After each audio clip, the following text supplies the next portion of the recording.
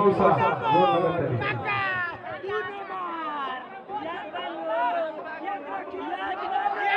एक बार ताली बजा के मौसा का स्वागत पहले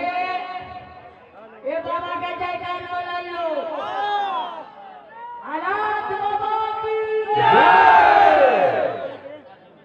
जय जय मैया की जय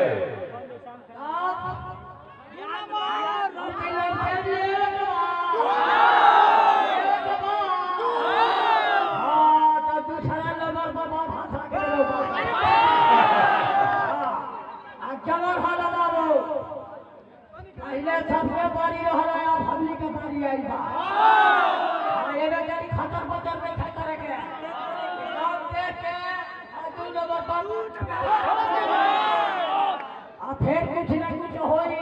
और कलाकार लोग आई बा कुछ गाय बजा सुनी लोगी ओकरा बाद हम हो तो पिछवा बोल ले